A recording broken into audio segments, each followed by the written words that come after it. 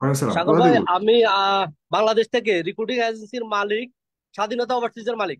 এরা আচ্ছা, চারজন না, মোট সাগর এরা সাগর ভাই, সরি এরা একটু হচ্ছে ইন্টারাপ্ট এরা করি। হচ্ছে সিন্ডিকেটের মূল হোতা। এরা হচ্ছে 100 জন এজেন্সি থেকে ওরা হচ্ছে 4 কোটি 5 কোটি 6 কোটি করে নিয়ে এরা একশো হুম জন সদস্যকে এটার বৈধতা দিছে। আসলে হচ্ছে এখানে যে এই জিনিসটা হয়েছে বাংলাদেশের সিন্ডিকেটটা, এখানে যারা এই যে স্বপন সাহেব, রুহুল আমিন স্বপন সহ যারা আছে, আমাদের 4 জন এমপি মাননীয় সংসদ সদস্যগণ, ওনারা হুম মিলে যে জিনিসটা করছে, ওনারা 100 জন লাইফ রিক্রুটিং এজেন্সি মিলে পুরা এটাকে একটা লুটপাটের স্বর্গরাজ্য বানাইছে। হুম। তো কিরকম?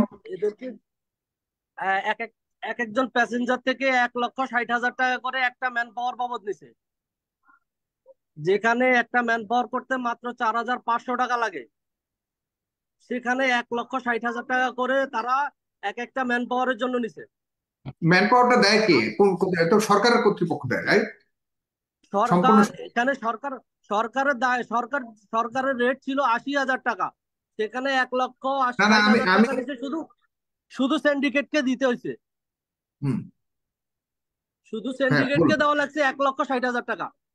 যে 100 রিক্রুটিং এজেন্সির মালিক সিন্ডিকেটের সাথে জড়িত ছিল তাদেরকে 1,60,000 টাকাকে প্রত্যেকটা প্যাসেঞ্জার 1,60,000 টাকা দিয়ে তারপরে বিদেশ যেতে হয়েছে।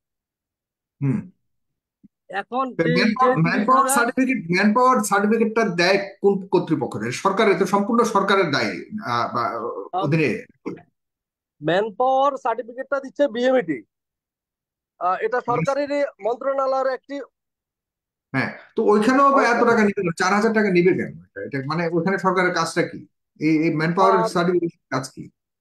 ম্যান পাওয়ারটা হচ্ছে যে বিএমইটি ক্লিয়ারেন্স। আপনি বাংলাদেশ থেকে যে যাচ্ছেন শ্রমিক, সেই দেশে যাওয়ার পরে যে আপনি তার দেশে বাংলাদেশ থেকে গেছেন, এটা একটা বৈধ পেপার যে আপনি বাংলাদেশ থেকে বৈধভাবে মালয়েশিয়ায় গেছেন। হ্যাঁ, তো এতে এতে সরকারের কি ভূমিকা থাকে? এটা নিয়ে গেলে কি লাভ? মানে যে যাচ্ছে তার লাভ কি, আর সরকার এখানে কি করার থাকে এখানে? আমি এই 4,000 এটা টাকার পৃথিবীর গুণাগুণ কোনো দেশে নাই সম্পর্কে ভাই। জানি। সাগর ভাই, হুম। এটা পৃথিবীর কোনো দেশেই নাই। এই আমি বিএমইটির ওইটাই যে জানতে চাচ্ছি। স্মার্ট কার্ড, কারণ এটা পৃথিবীর কোনো দেশে নাই। এটা পৃথিবীর কোনো অবাক করার দেশে বিষয়। এই সিস্টেমটা নাই, শুধুমাত্র বাংলাদেশেই আছে। এবং এটার নাম করে হরিলুট করা হয়েছে, বাংলাদেশের মানুষের পকেট কাটা হয়েছে, হাজার হাজার কোটি টাকা মালয়েশিয়াতে ম্যান পাচার পাওয়ার করা হয়েছে। সার্টিফিকেট কেন থাকবে? এই প্রসেসটা কেন থাকবে? প্রশ্ন হলো এটা, আমার প্রশ্ন আপনার কাছে জানতে চাওয়া হলো এটা। এটার কোনো কারণ এটা আছে কি, কোনো কাজ এটা আছে? আমাদেরও প্রশ্ন। এটা এটা আমাদেরও প্রশ্ন। ভিসা নিয়ে আসবে, এখান থেকে চলে যাবে, এটাই প্রসেস। সারা বিশ্বের সিস্টেম হচ্ছে এটাই। আর শুধুমাত্র বাংলাদেশেই এই এই প্রথা চালু আছে, বিশ্বের আর কোনো দেশে এটা নাই। আচ্ছা, হ্যাঁ, এখন এখন আপনি বলছেন যে তাদের বড় ধরনের এখানে আমার লুটপাট চলছে। এখানে এই লুটপাটের বিষয়টা। আমাদের দেশে দুদক তো হচ্ছে ওয়াশিং মেশিনের মতো ভাই। আমাদের দেশে দুদক হচ্ছে ওয়াশিং মেশিন, কাউকে ঢুকাই দেয় এপাশ দিয়ে ওই পাশ দিয়ে, পরিষ্কার হয়ে বের হয়ে যায়। বুঝতে পারছেন?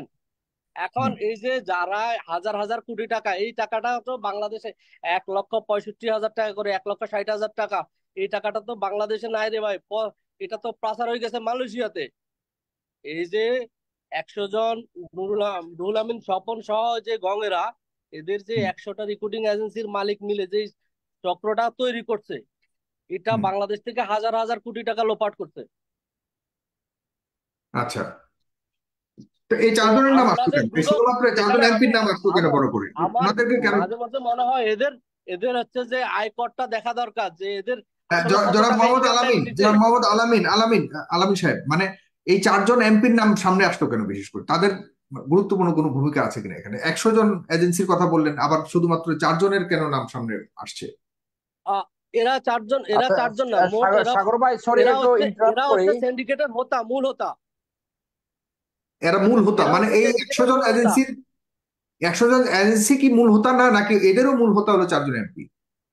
মানে এরা হচ্ছে 100 জন এজেন্সি থেকে ওরা হচ্ছে 4 কোটি 5 কোটি 6 কোটি করে নিয়ে এরা একশো হুম। জন সদস্যকে এটার বৈধতা দিছে।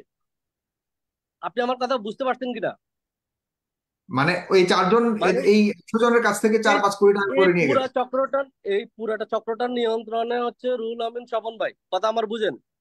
হুম এবং এটাকে শেল্টার দিচ্ছে হচ্ছে আমাদের মাননীয় সংসদের 4 জন সংসদ সদস্য। হুম।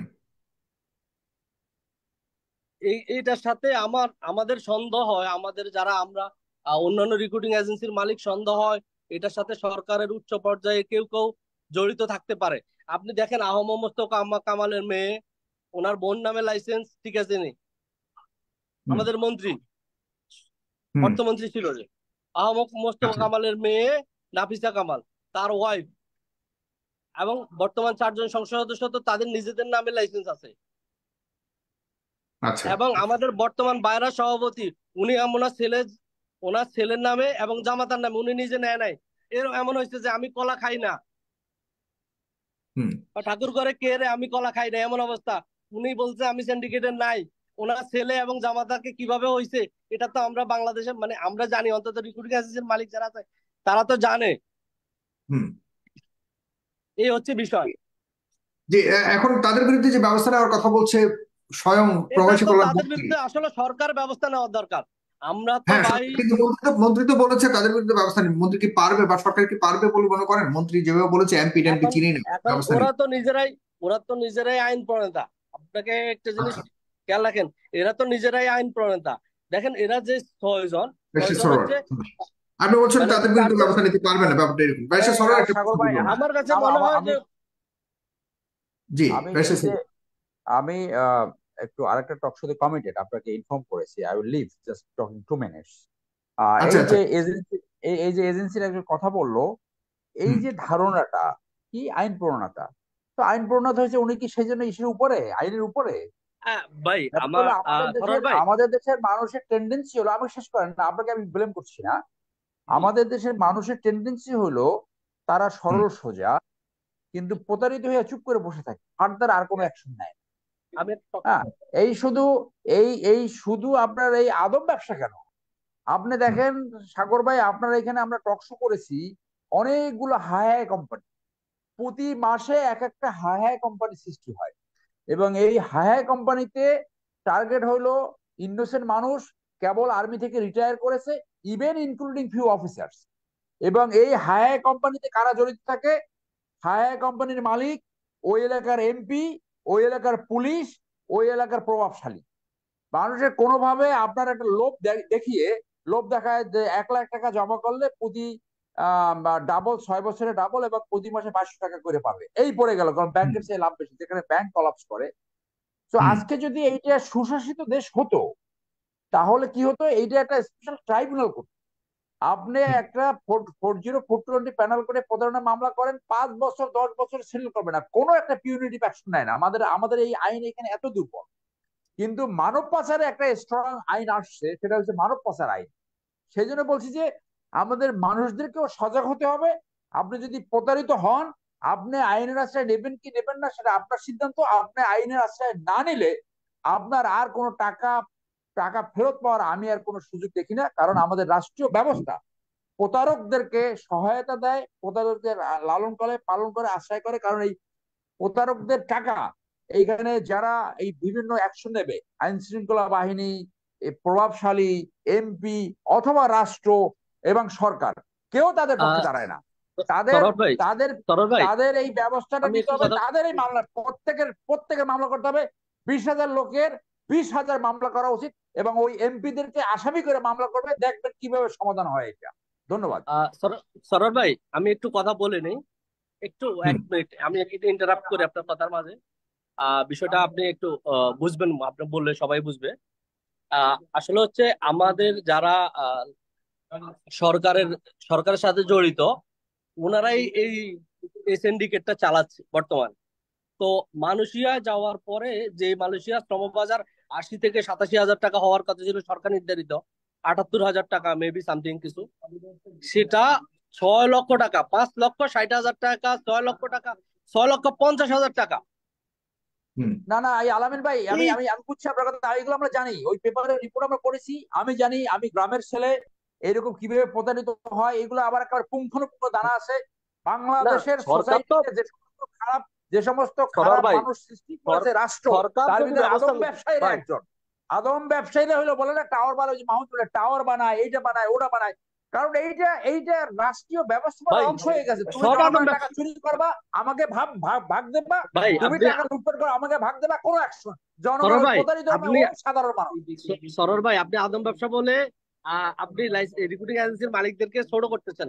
আমি আপনাকে একটু বলি, আমরা প্রতি বছর বাংলাদেশ থেকে 13 লক্ষ শ্রমিক বিদেশে পাঠাই, আর সেখান থেকে কত হাজার কোটি বৈদেশিক মুদ্রা অর্জন করে সেটা একটু দেখেন আপনি। মানে আদম ভাই ব্যবসায়ী আপনি পরিবার ছোট ভালো হতে বলবেন না। পারেন, আপনার এজেন্সি ভালো হতে পারে, বাট ইন জেনারেল আমি বলছি প্রতিদিন আমরা ফোন পাই আমাকে এই কন্টাক্ট করে পাঠাইছে, এখন এই করে দেয়। আর যে সমস্ত মেয়েদেরকে পাঠানো হয় সেই সমস্ত মেয়েদের যে নির্যাতনের কাহিনী, ভাই এটা তো আমাদের জানা এটা না। তো দরকার আপনি ছিল। ভালো হতে পারেন, ভাই আপনি ভালো রাষ্ট্র, হতে পারেন, এখানে কিন্তু এখানে আমাদের যতটুকু আমাদের বোঝা যাচ্ছে সরর মানে ভাই আমাদের বলার জায়গাটা হলো, রাষ্ট্র আমাদের যদি বলার ব্যবস্থা জায়গাটা নেওয়া হয়, হলো রাষ্ট্র যন্ত্র, রাষ্ট্রীয় যে প্রোটেকশন, রাষ্ট্র কেন, রাষ্ট্রীয় যে রাষ্ট্র মানুষের প্রোটেকশন, নিরাপত্তা দেওয়ার জন্য। রাষ্ট্রীয় যে জনাব সেই আলামিন কথাই জনাব বলছি। আলামিন এই জনাব রাষ্ট্রই আলামিন এখানে এই যে সবচেয়ে যতটুকু বুঝতে পারছি মানে জনাব ব্যারিস্টার সারোয়ার হোসেন এখানে আসলে মানি মেকিংটা হলো ভেরি ইম্পর্টেন্ট, কিন্তু যে একটা সার্ভিস প্রদান করা, আমাদের দেশের মানুষ যে যাবে দেশের উন্নয়নে তারা একটা ভূমিকা রাখবে, তারা রেমিটেন্স পাঠাবে, আমরা তাদেরকে একটা সম্মানের জায়গাতে নিয়ে যে তারা সার্ভিস প্রদান করবে এমন ভাবে যে ট্রিট করব, এই দৃষ্টিভঙ্গিতে আমরা তাদেরকে দেখি না। আচ্ছা তাদেরকে ভাই পাঠিয়ে এখানে আমরা টাকা ইনকাম করব, এটা হলো আমাদের রিক্রুটিং এজেন্সি থেকে শুরু করে সরকারের বড় বড় রাঘব বোয়াল যারা এই ধরনের ভিসাগুলি এনে বিক্রি করে, তাদের একটাই উদ্দেশ্য, সেটা হলো we have to make the money out of doing all this things. এখানে কোনো অ্যাবসলিউটলি ধরনের রাইট ভাই, কাউকে কাউকে টাকা আর একটা অ্যাবসলিউটলি রাইট। কাউকে পাঠানো এই ছাড়া আর কোনো উদ্দেশ্য আছে বলে আমার কাছে মনে হয় না। জনাব সাগর ভাই আপনি অ্যাবসলিউটলি রাইট। ওকে ভাই, আসসালামু আলাইকুম। Thank you so much, thank you so much জনাব আলামিন। ডক্টর কলিমুল্লাহ, এই ছাড়া আর কোনো কিছু উদ্দেশ্য দেখেন কিনা এই যে আজকালকার যে আদম ব্যবসা বলি, এখন তথাকথিত আদম ব্যবসা? এখন অনেকে আমি মানুষের আমি টাকা ডক্টর পাওয়ার কলিমুল্লাহর কাছে একটাই যাচ্ছি। জি, না সাগর ভাই, জনাব আলামিন মানুষের আপনাকে টাকা ধন্যবাদ। পাওয়ার একটাই উপায় আছে। হ্যাঁ বলুন বলুন, মানুষের টাকা কি কথা পাওয়ার বলুন? যেই টাকা, বলুন যে বলুন। এজেন্সি গুলা হচ্ছে টাকা নিয়েছে তাদেরকে হচ্ছে যারা ম্যান পাওয়ার করছে তাদের বিরুদ্ধে মামলা করা ছাড়া মানুষের যেই ক্ষয়ক্ষতি হয়েছে, যে 30,000 মানুষ বাংলাদেশ থেকে যাইতে পারে নাই, ওদের হচ্ছে আইনের আশ্রয় নেওয়া ছাড়া আমরা আর কোনো উপায় দেখতেছি না। আচ্ছা, আইনে আশ্রয় ওদের, নিলেই হবে। আপনাকে ধন্যবাদ হ্যাঁ জনাব। ওদেরকে বিএমইটি বরাবর আবেদন করতে হবে।